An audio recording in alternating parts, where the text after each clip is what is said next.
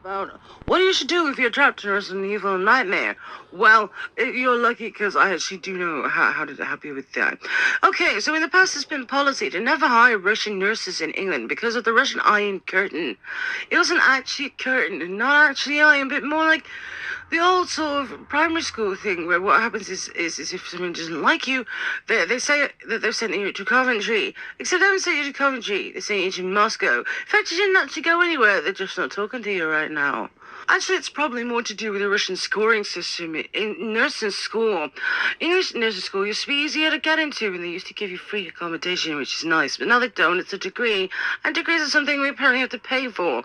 So we're looking at an issue here on the subject of the cost of nursing. It's a risk. Now, unfortunately for you, it's not that you'll be able to see your post-gay evil zombie nurse in a state hospital. It probably won't be that because they likes to be rich. So what they'll be trying to do is interest you in a scurrilous type of private hospital care. You'll be lonely. They'll be trying to isolate you in a literal sense from your friends, your family, your lawyer, your boss. So if you could not broadcast that you're all alone, lonely and unarmed, perhaps not even with proper shoes, drinking cocktails and smoking weed on the beach, that'd help. They like to have official clearance because it's a horrible thing to do and they don't want that to happen to themselves. So they're looking for an excuse. So you are looking for corruption in this system. Any giant crime you feel like you've been erroneously blamed for, if you have any evidence that you didn't do it, pony it over, right?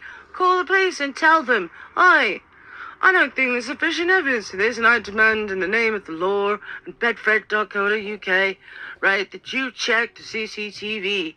Sadly, what happened in the past is, the zombie nurse was sent to fight the Joker. What we all did was pick up guns we didn't scratch our nose with. There's a job around, not at all mavericks. They end up having a jolly laugh with the not Americans in the not pub. You can't just pick up a 9mm and kick off, can you? Well, there's another way. There's a list of things you can and you can't do. You cannot give the zombie nurse a gun and needle. You cannot give her a knife or a blade. You can't give her a birch or a pin or any object that isn't her own. You can't give her a cup. You can't give her shoes. You certainly can't give her spectacles that don't belong to her, pass cards or IDs. You can't give her a word, which was a secret password. You can't give her a husband, you can't give her a boat, and you can't give her a syringe. I say syringe, I'm going to say syringe more often. You cannot give the zombie nurse your baby. You can't give her your husband, your best friend, your interns, your boss, any sort of visiting officials, or a dog. You can't give her a pub. You can't give her a car. You certainly can't give her clowns. Right, and the temptation in the past has been to put the zombie nurse in charge of the homeless children because she's so sweet and empathetic in her resume. You can't guarantee that that's her resume. She might have thought that sounded really nice or whatever, and if she was the boss, she'd have hired that person, but she isn't.